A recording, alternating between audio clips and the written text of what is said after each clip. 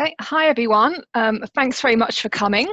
Welcome to the first Political Studies Association Teaching and Learning Network webinar on teaching politics online. My name is Donna Smith from the Open University, and I'm co-chair of the Teaching and Learning Network. Now, we know that most universities have had to move their teaching offer online due to the current coronavirus pandemic. And this has led to challenges such as getting to grips with technology, understanding online teaching, and creating an academic community at a distance, as well as some opportunities, of course, such as the chance to do things differently, build on best practice, and reach students asynchronously. So now, I guess we can call the crisis response phase has passed. We thought it's a good time to reflect on best practice in teaching online, as it's possible that many of us will be teaching more online in the future, either in response to the pandemic or because teaching and learning models and student needs change. So today's session is called How Are We Going to Get Through This? By Simon Usherwood from the University of Surrey. There's been lots of talk about supporting students, but we also need to think about how we support each other and look after ourselves. So in this webinar, Simon will be thinking about the general strategies and tactics you might employ to keep it all under control. So we're due to finish in about an hour's time, and there will be time for questions. Either myself or my colleague John Craig, the co-chair of the network, will be moderating the chat, so do post your queries there. And Jamie Roberts from the PSA is also on hand in case we have any technical issues. Please do note the session's recorded and make sure you're muted for now if you're not already. Now, you may have noticed that some of you might be called Jamie Roberts on the system rather than your own name, slight technical hitch. So if you do want to kind of change it to your own name, please just do so on the screen using the little ellipse button on, I think, the top right of your box. So, okay, without further ado, please welcome Simon Usherwood. Thank you very much, Donna. I would say, can you hear me at the back? But there is no back, just as there is no front. I'm shocked and slightly scared because I thought when I was asked if I would do this that maybe we'd have maybe 10 or 20 people who would be interested, people I know, the people from the group, and here we are with nearly 60 people, which I think is a really encouraging sign, but again is also a sign of quite where we all are. So what I want to try and do is try and talk about some different issues, but also try and do something that's a bit more interactive rather than just me sitting here and talking to you. So with that in mind, I'm guessing you've all used Zoom at some point. If not, you've worked it out by now. If you have questions or queries, just stick things in the chat, and I'm really happy to pick that up as we go along. But also what I'm going to do is just send you a link in the chat. I've made some Google documents which we'll access at different points, but it's just so that you can access those when you are told to, just so we can get a little bit of feedback in a more structured kind of way. And I'll keep that link open for you to access after the seminar, and I'll share it with the organisers as well. Okay, right, let's find a PowerPoint presentation for a couple of pictorial slides, and then I will share that with you as we go along.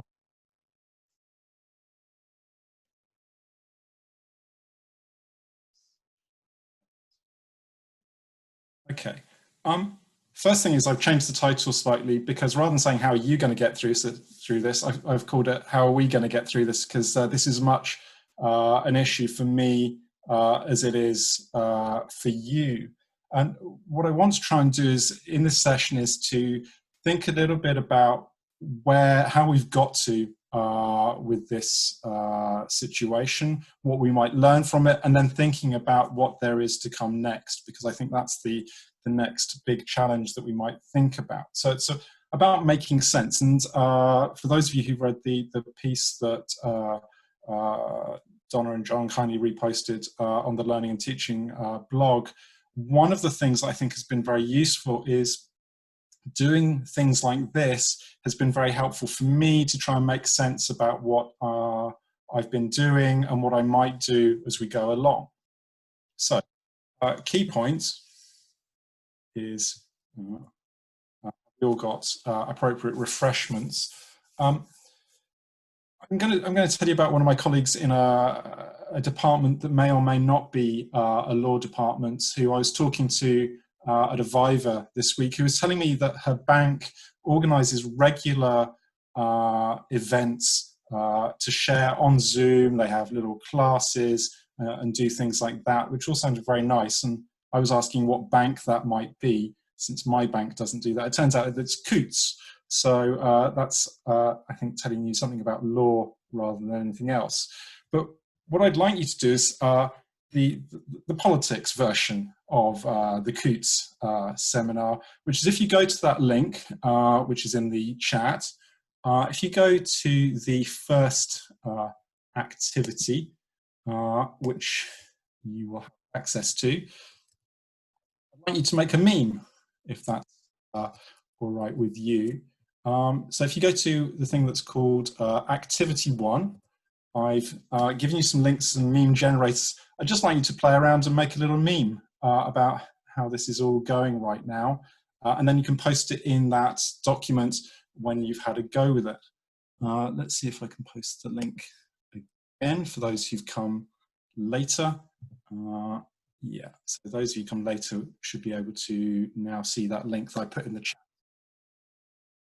Activity 1, this is something that I've done with my students this semester. I had already flipped my teaching with my first years on teaching the EU, and I thought that this would be a useful way of getting them to engage a bit.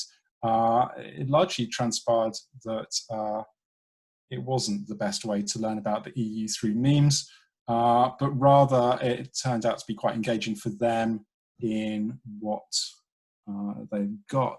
Let me see it again in the meeting.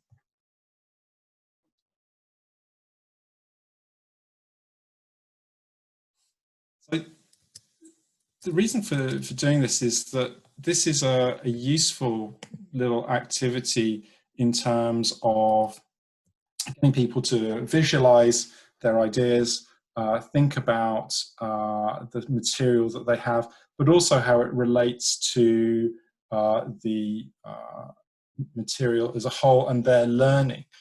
And for me, that's been one of the key things, that we've had a whole series of rapid decisions that we've had to engage with, to deal with, that have been very sudden, very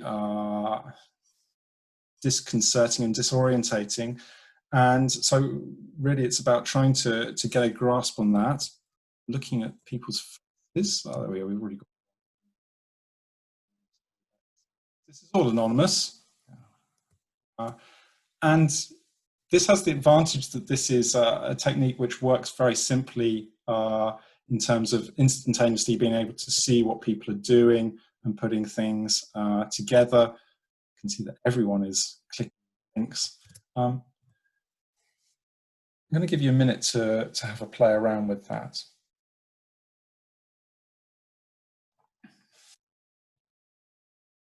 When you've had a go with that,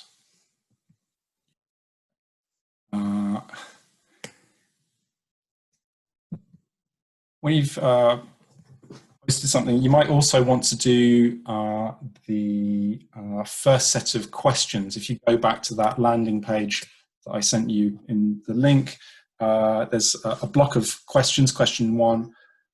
If you want to just add responses to that, you can do that too. We can jump straight to that if memes really aren't your thing, which is highly conceivable as we go along.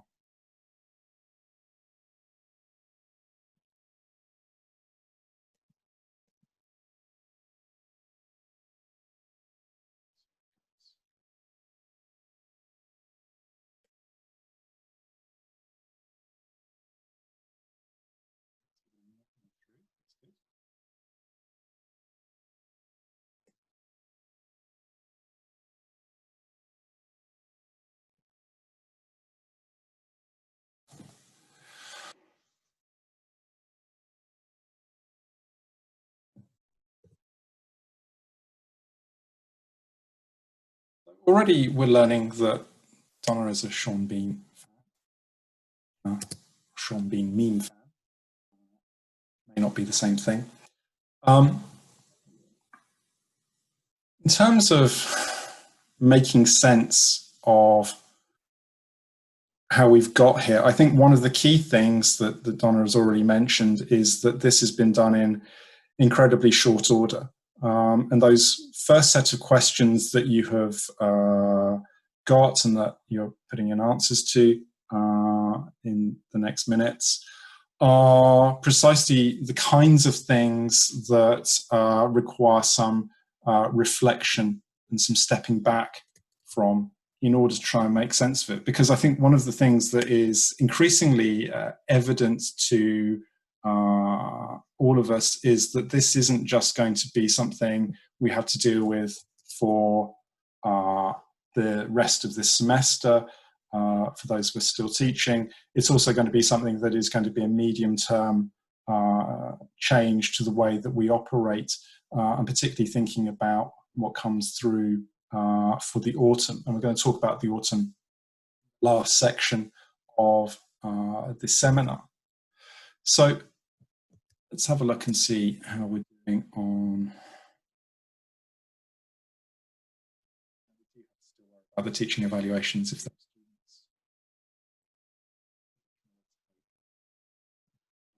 let's have a look at the questions. Some responses already.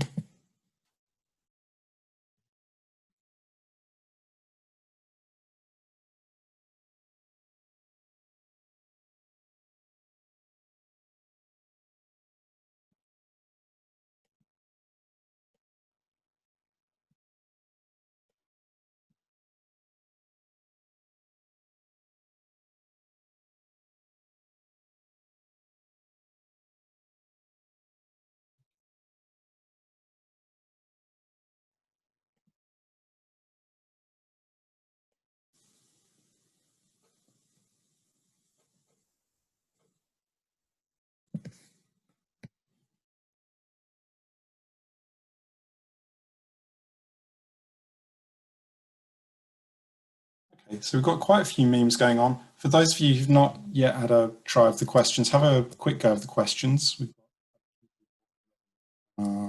Responding, and in a sec I will show you your responses just to see how you think you are doing and use that as a kind of a start discussion. Because I think one of the key messages that I want to try and reinforce, and which you're already doing exactly the kind of thing that we would want, is about sharing and discussing the challenges that we face. And I think one of the big dangers in all of this is endless reinventing of wheels when there is already a lot of good practice out there, a lot of helpful practice, and importantly, a lot of people who are very happy and willing to share that across their institutions, across disciplines, and across HE as a whole. And certainly for me, that's always been one of the things I particularly liked about learning and teaching, is that it is a very sharing and open kind of place in terms of materials and ideas and practice. So let's, who's turned up late? Anna, if you follow the link that I've just put in the chat, you will be able to go there. Okay, we've got about 20 people who've done the questions, so let's have a try of screen and seeing what we've got. So, some tentative responses which will add up. So most of you think you're doing quite well, which is good. Nobody's thinking they're doing particularly badly, which is, I think, a good sign. And again, we have to be aware of our sample, the kind of people who will be interested in a seminar like this are probably the kind of people who think they're doing okay. Questions that I asked, the second question I was thinking about the most significant difficulty,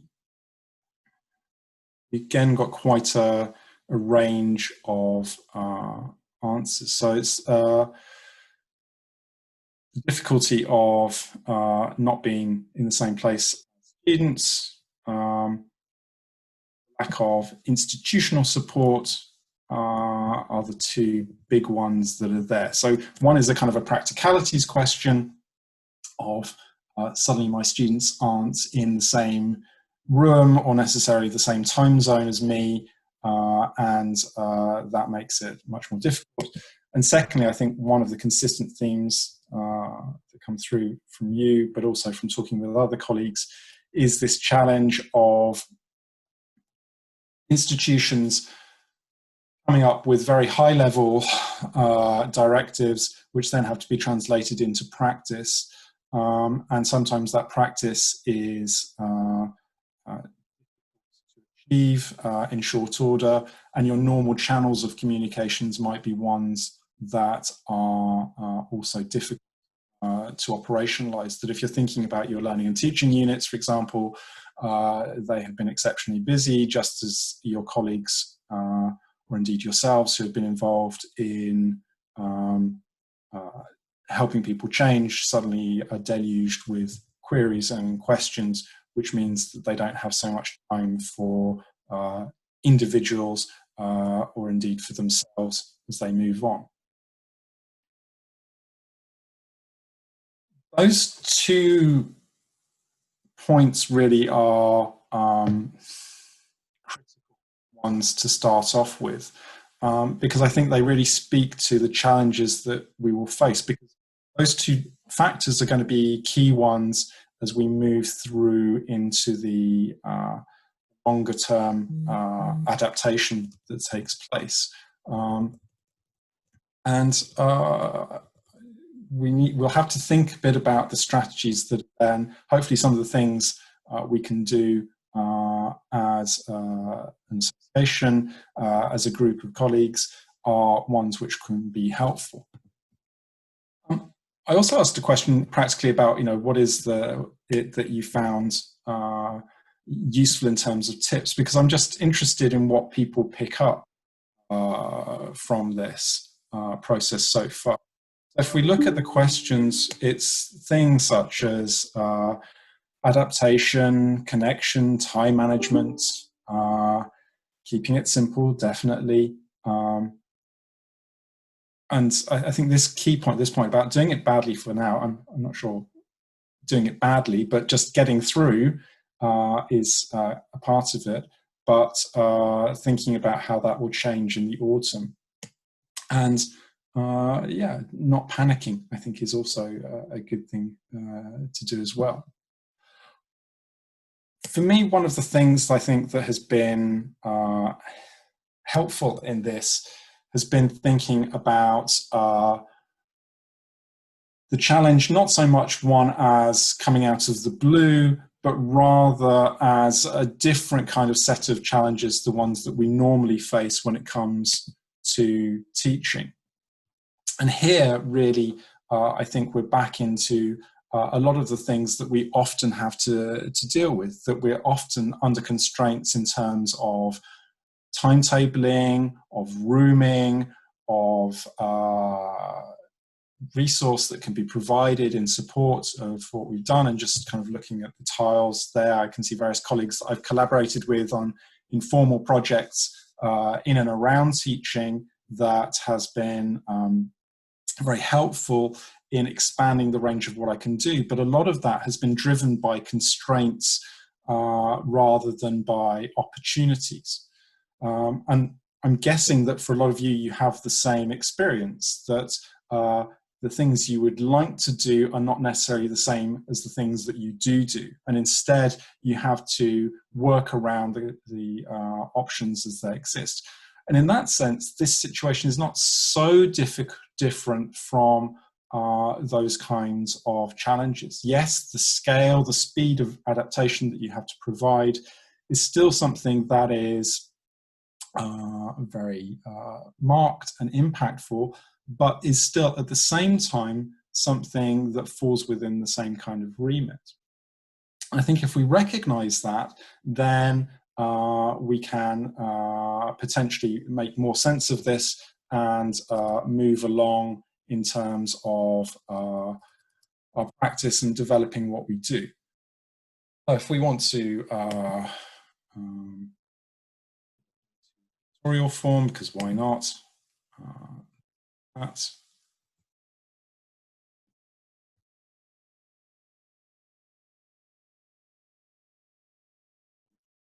What's happened, we don't need to worry about loo roll anymore.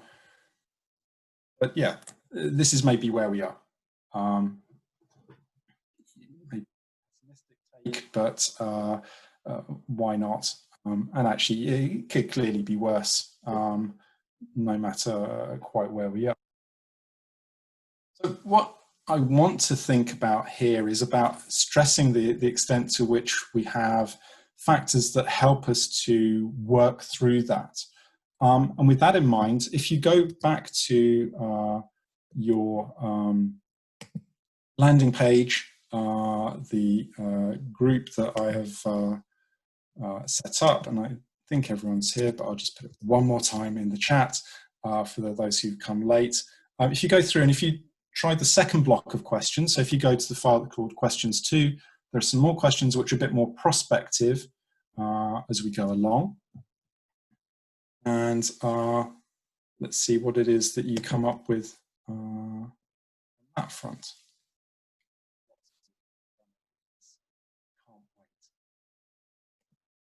This is, I think, one of the challenges that I certainly have faced, is that in terms of learning about new skills, it's been really good to help for me to practice these kind of things. So with you, I'm practicing some things of trying multiple pages at the same time.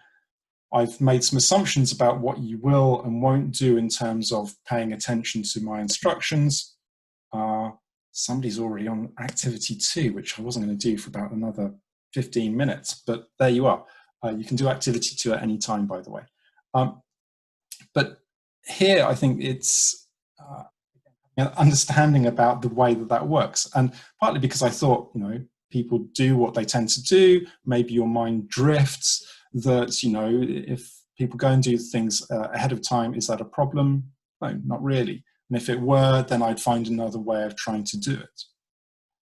So again, with the word of the day, and I've been in a seminar all morning where we've been talking about resilience as a key concept that will be emerging in various areas of politics. Resilience is a core part of learning and teaching in very many ways, that it's about adapting to ever-changing situations, both in the short and in the longer term, and finding answers and ways through that work for us. So, this one I'm going to be interested in, because these questions in block 2 are about the autumn. Again, just to be clear, I think the reason that we need to think about the autumn is twofold. Firstly, we are practically likely to be under some kind of lockdown characteristics and situations in the autumn, maybe minor, maybe just kind of limitations on physical co-location or social distancing within classrooms. There may be restrictions on travel that make it hard for non-UK students, or wherever you are, people from other countries, being able to come into the classroom. But also, I think it's going to be a longer term issue that we might well have students who may be able to come, but who choose not to come. And our institutions might well be saying, well, we need to help those students continue to access learning, and it would be very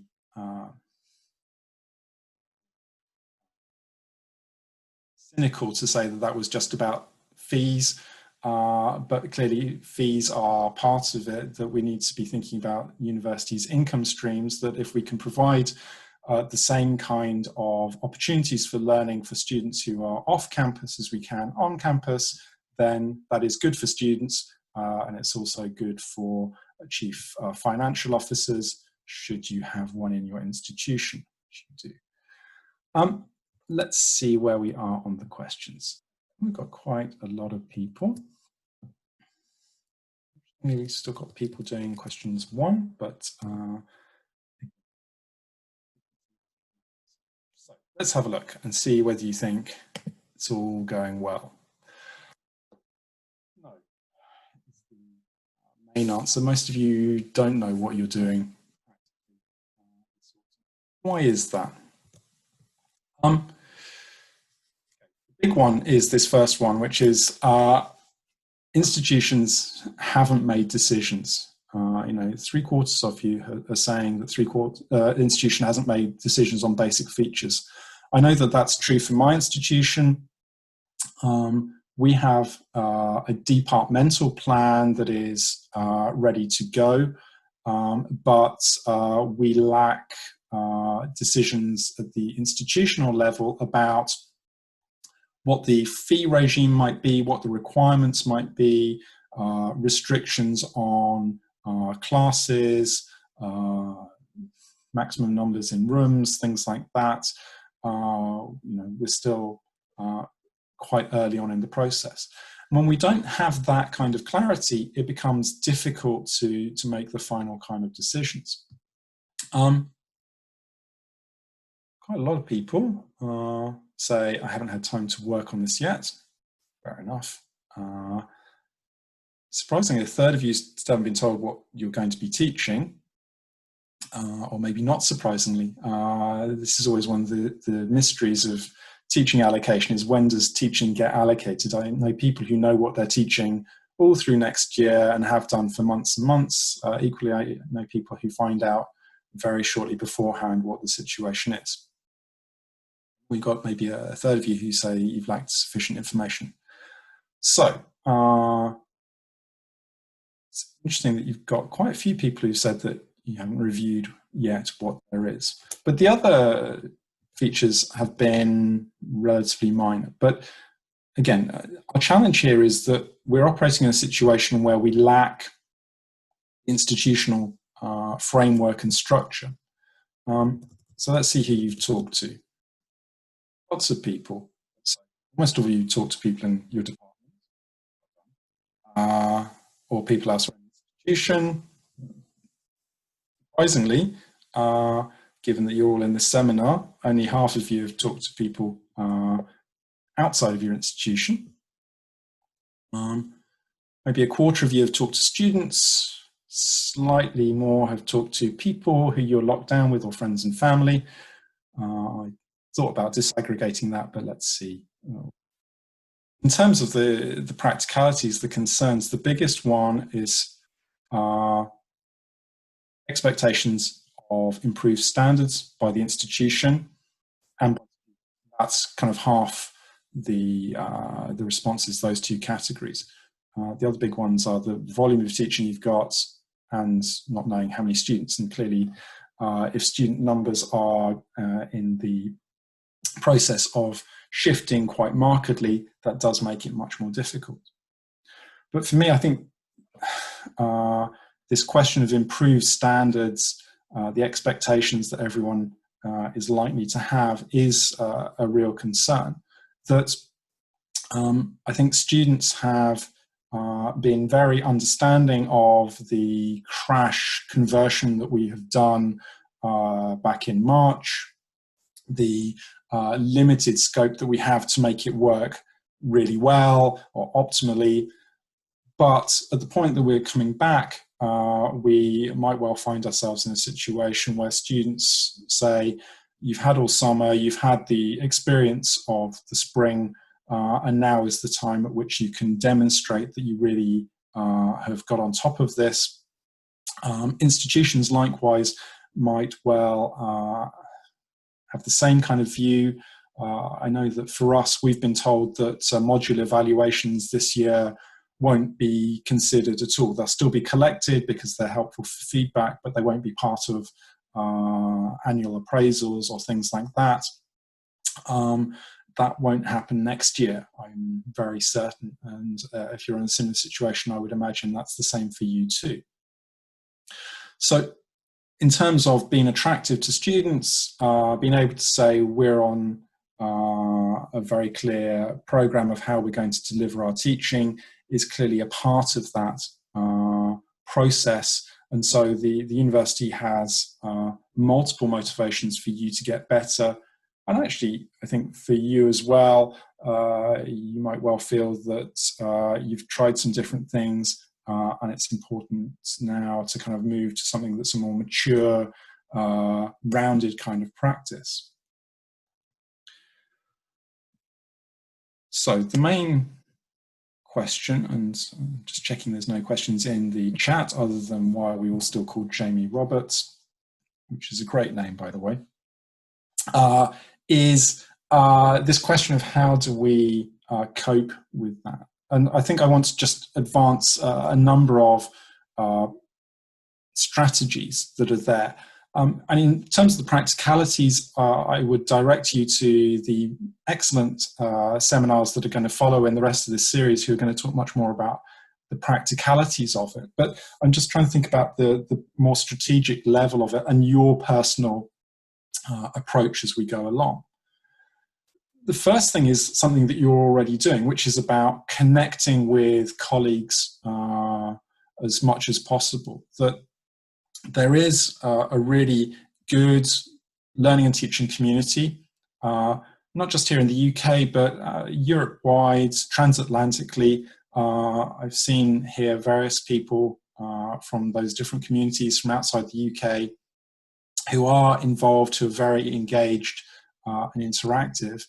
And again, the more you can share your situation, the more you read the materials that are out there, I think the more chance there is that you'll find things that are helpful for you.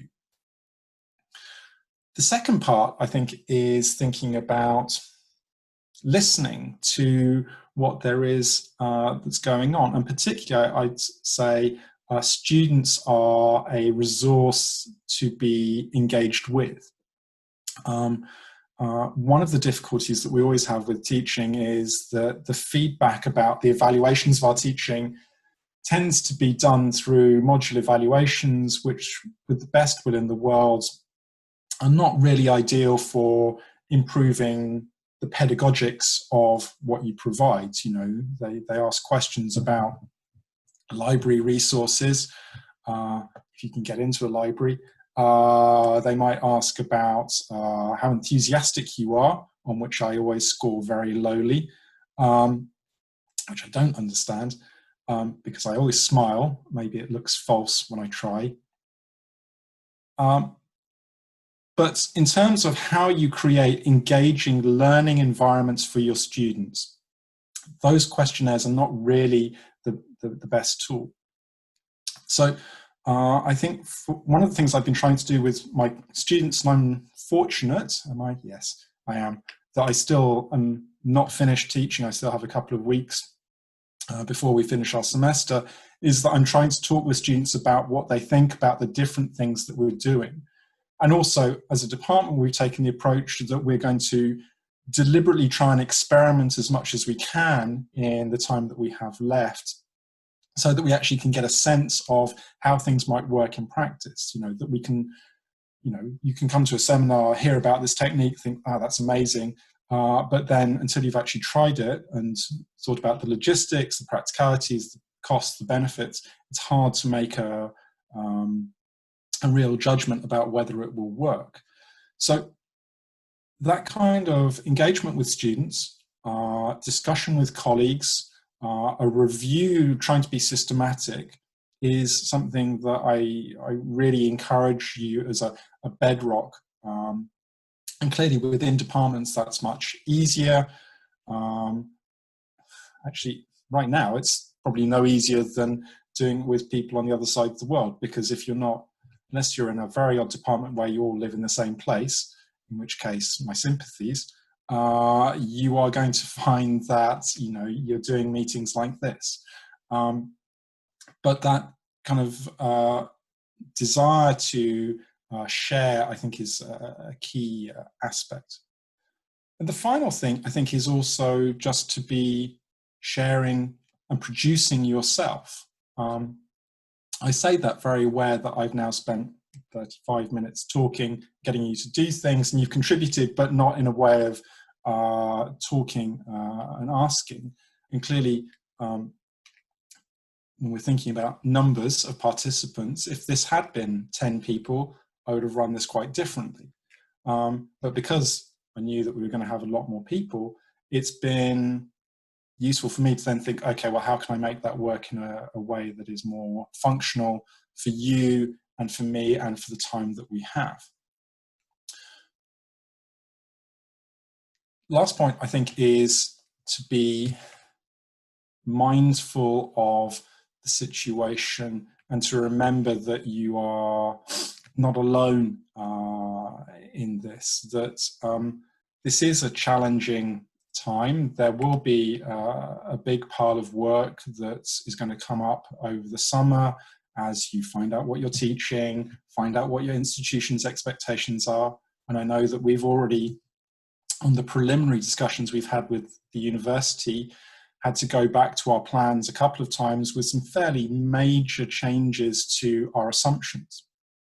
And for me, as I was helping draft the departmental plan, I started off by trying to set out what my assumptions actually were in terms of where students might be, what might be the issues that need to be addressed, what might be the situation in terms of where I was, where the students were, what the university might say in terms of assessment, you know, in the way that we have basically stopped doing any kind of unseen exam formats.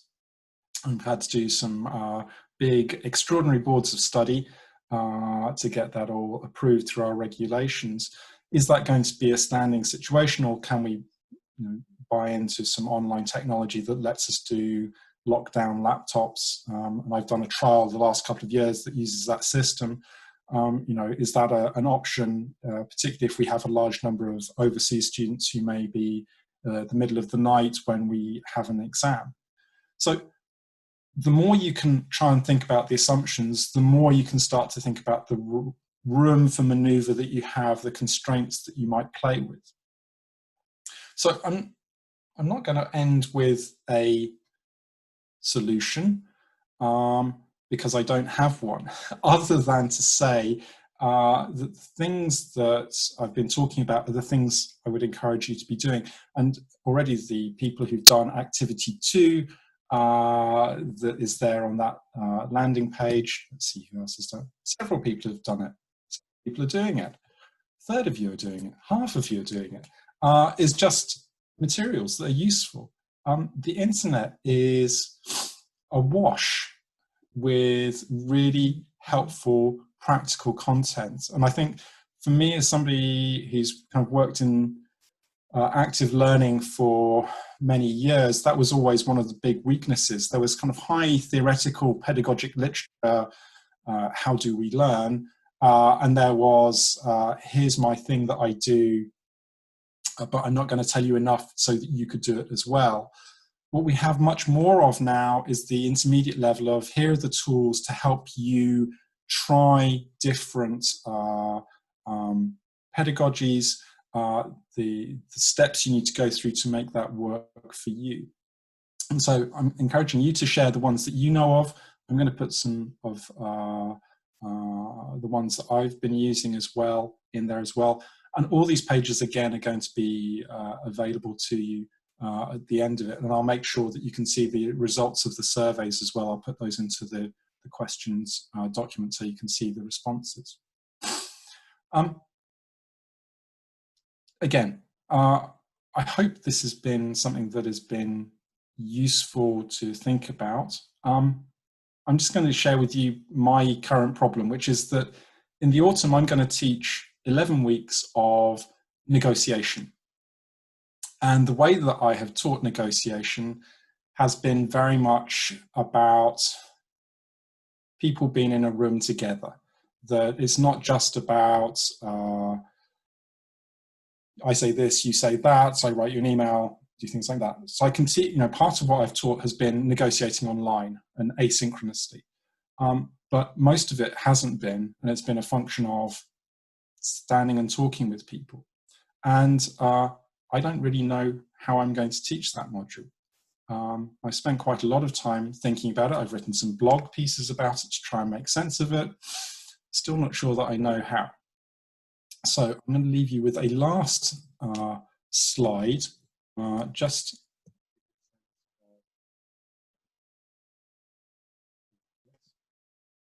comes from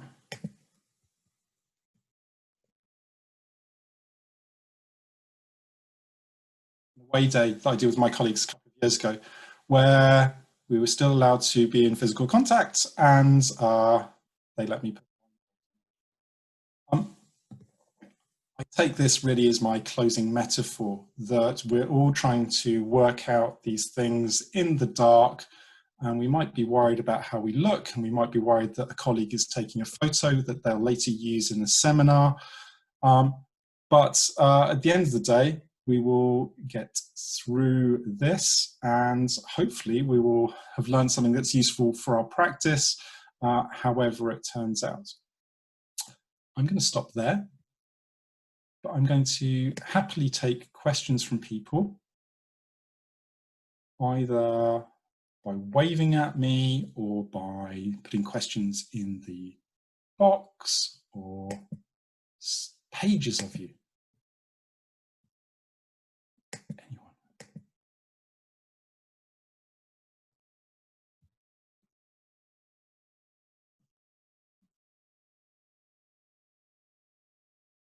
Well, I think it demonstrates that I've comprehensively addressed all of your concerns, but I see Donna is waving.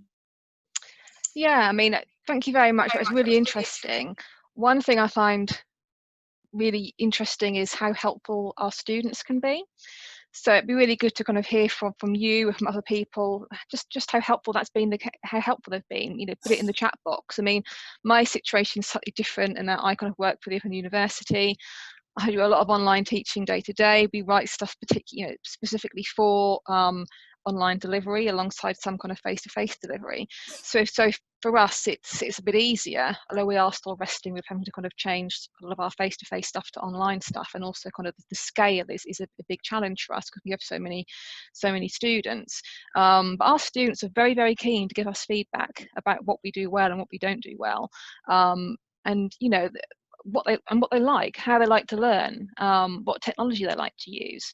We know they don't like certain kinds of forums. They like using Facebook. We also know Facebook gives us problems because it's kind of moderated outside of the university.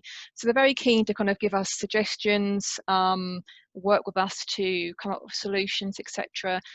We often have the gift of time because we, a different context compared to people who are perhaps trying to change things in a hurry. But even so, that's they are very useful individually on a module basis and in terms of kind of our student association.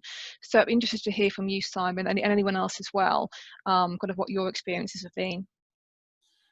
Yeah, I'd agree with that. I think for us it's been particularly useful just because it's precisely because there's that shift. We've got students who've been used to being taught one way who are now having to be taught in a very different kind of way. And I think that their understanding of what we're trying to do, whether we're actually achieving the things that we want to achieve with them, I think is interesting. And actually it's been striking, the immediate kind of week one basic technical issues have kind of given way to different kinds of issues, saying, well, now we've been doing this for, we're 2 months into a lockdown, so we've been around the block several times. We had the Easter break, we're coming back.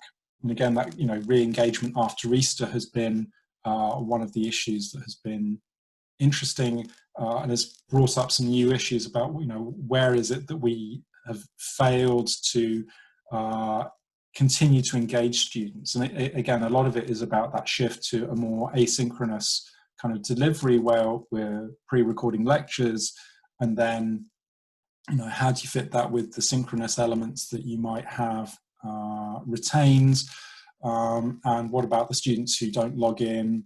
You know, how do you pick them up when you don't now have the option that you might bump into them on campus, or, you know, that they don't go to other meetings as well that they might normally have gone to. So it has been an evolving situation, and again, I think it's like all teaching, you know, things that have worked don't necessarily continue to work. University, and if we had a universal formula of good, effective teaching, we'd all be doing the same thing, presumably, and yet we're not. So probably it doesn't exist. And again, a lot of it is that contingency and that resilience to adapt as we go along. So a lot of it is transferable, and I think that's one of the things I want to say is, you know, it's nothing that's that different from what we've had before, but just a different set of challenges to what we have. I think a few people have kind of raised the asynchronous point in some of the kind of feedback they've given on your questions, and you mentioned asynchronous as well. I think asynchronous is really good for students, but I think it's also really good for us as teachers. I think the instinct people had initially, or some people had initially, was, you know, we have to kind of you know, record our lectures live, broadcast our lectures live. We have to kind of interact in real time with students. That can be done really well, and some students really like it, but actually it's incredibly stressful for us as educators, particularly if we're not used to the technology. It also, some students it works for, some it doesn't work for because they haven't got the right level of technology or the internet connection, or they're working, or they have kids at home, etc., or caring responsibilities. But actually it's incredibly stressful for them as well. So one way that I think people can kind of get through this a lot more, and you have mentioned this, is kind of, you know, reducing expectations in terms of how they deliver as well as kind of what they deliver. I think there's no need to kind of put as much pressure on ourselves. And one thing we find at the OU, in the politics modules we deliver, actually kind of low tech is often much better than kind of high tech. And we have a whole team of people behind us who can kind of design really snazzy things, but actually our students still have, you know, young families, they have jobs, they're really pressured for time, they want to access things quickly, they want to be able to do things on the move. You know, they might want a print version as well as having an online version, they might want to be able to download it as a PDF. So we're talking quite kind of low tech solutions here, and for them it works. So I think we can go take the pressure of ourselves and also help our students out in that respect as well. Exactly, and I think that's a really good point, that, you know, effective online teaching doesn't have to mean the latest bells and whistles technology and here's a platform that we've developed specifically for this purpose. It's about just using tools in a way that helps you get to your learning objectives.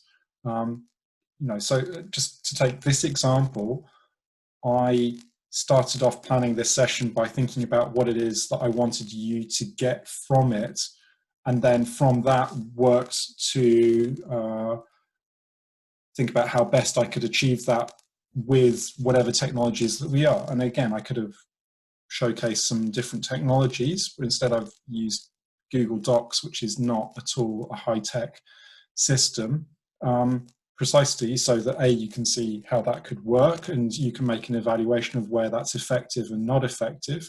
You know, I think it's quite handy, but clearly doesn't integrate into this platform in the way that we could have done otherwise. But yeah, technology is not about high production values in your lectures, you know, that you're beautifully lit and there's a, you know, wonderful background and, you know, your PowerPoints are breathtakingly beautiful. It's about things that are engaging. And I think that's a really easy to forget lesson. And I think that was always been one of the debates that there was about, you know, when universities were getting into MOOCs and, you know, should we be doing a lot more online, that I think they thought, you know, we kind of have to do everything in a particular kind of way rather than recognizing the variety that is possible in all of this.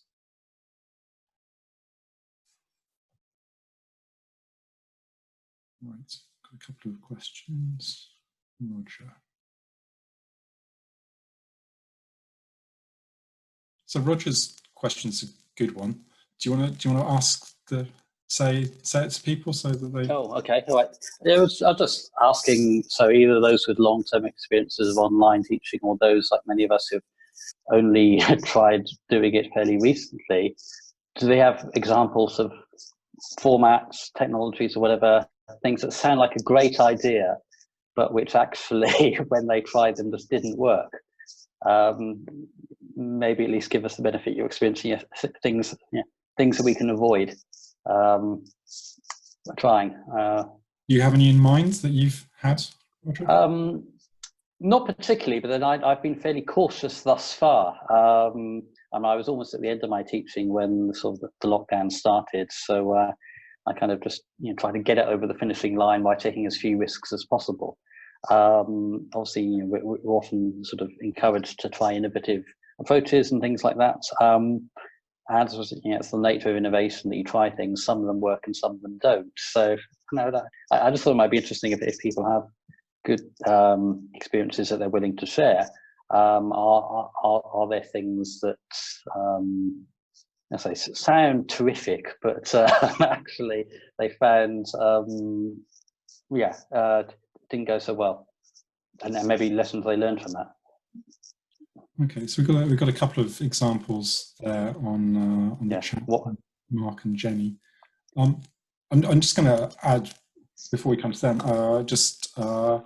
The Google Documents is a good example. I've used that in negotiations of trying to have a way of building a text for an agreement, and it didn't really work. It's just because it was people doing things simultaneously, and you can't see what you can see that people are on the text. You can see where their cursors are, but you're not clear what they're trying to do, and it just played havoc with that particular usage. And I think that's one of the things, is that things that don't work for some things, but they might work for some other things. I think it's not that a technology is universally bad, it's that it tends to be something that doesn't work in a particular situation. Jenny, do you want to just say something about the VLE?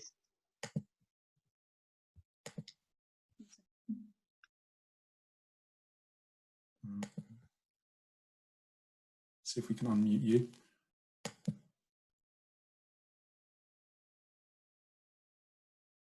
The problem is that several people are trying to unmute you. Okay. Try unmuting yourself. There we go. Good. Okay, good. Wonderful. Yeah, it was really odd because it was for a master's group and it was quite a small group. So I thought, right, discussion boards, great. They can, I can pose some questions, they can think about it, they can answer them. And, it's not going to interfere with their employment or other responsibilities. And I had really low take-up rate, and they just didn't seem to be engaged with it at all. So. Thank you. I think a couple of people have talked about discussion forums, and I'm the same. My historic experience has been that discussion forums on VLEs are sporadic, and it's hard to get traction. I think part of it is about thinking about what it is you're asking people to contribute.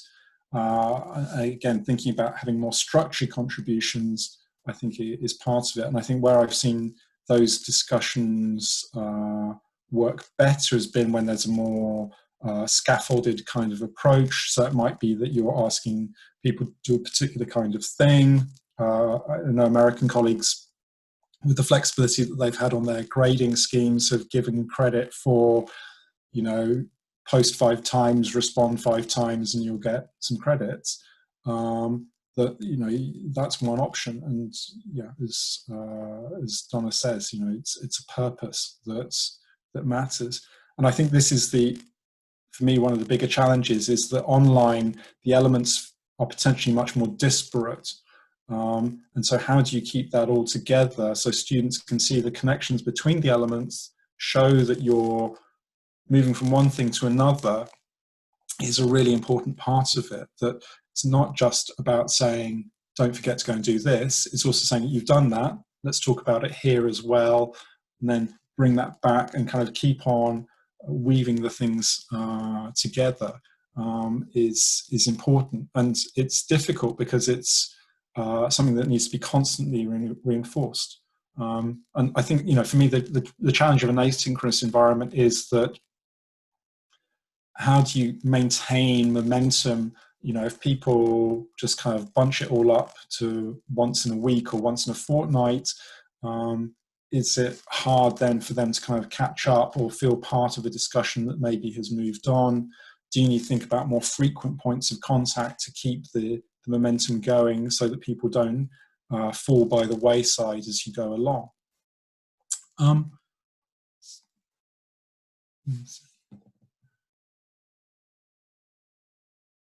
So, Lawrence, do you want to say something about just making it work, since you seem to be the only person who has? Well, I've sort of inherited several, I've been involved in teaching on several distance learning courses, which I wasn't originally involved in setting up, and the sort of default mode of engaging with the students was through discussion activities.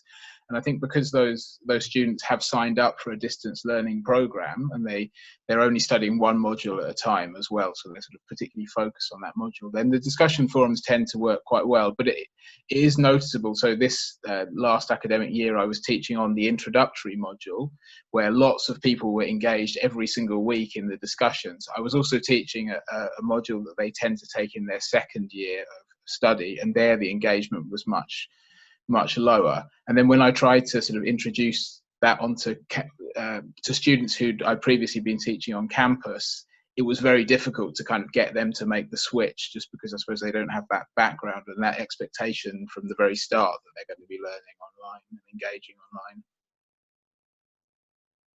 Thank you. We've got a hands up from Saptadeepa. Do you want to?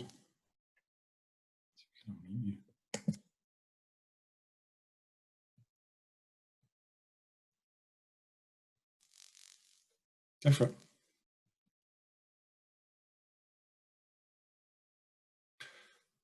Yeah, hi. Right. Hello, can you hear me? Yes, we can. Yes, I'm Saptadeepa. I'm from India.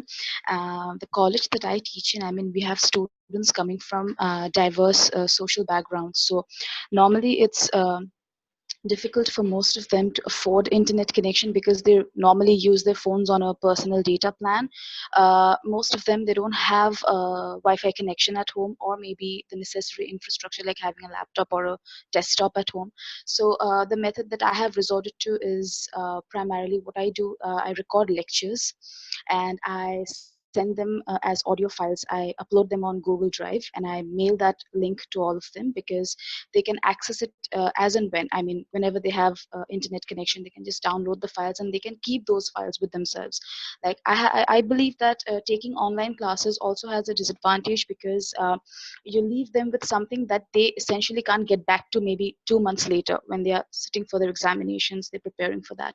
So I've found this method to be a little effective, despite the fact that most of my other colleagues are actually taking online classes. But if we have a strength of maybe around 45 students, only 15 or 20 students are actually attending those classes. So the rest are deprived, which I have tried to avoid. I really don't know. I think it works fine for me. But yes, I do agree with the fact that there's also, it's important to also connect with the students in the sense that, engage with them through discussions, but I haven't really done that as yet. So I was just wondering if you think that this method is actually proper as in, as a method of online teaching. So. Thank you, Saptadeepa. I think it's a really good point, and Chris is also putting a similar kind of point in the chat as well. There's a whole can of worms here about the unevenness of access that students have. That partly that's about access to reliable Wi-Fi or to a web-enabled device, but it's also about, have you got space at home where you can study effectively? I'll tell you what my biggest success has been in the past 7 weeks is that last week I went and picked up a chair from the office, because after 7 weeks of trying to write sitting on the sofa, my backside's really painful. and the chairs for the dining room table are also not comfortable for sitting in for a long time. So I just kind of pushed that through the streets of Guildford. I didn't get stopped. I would have been happy to take questions from anyone.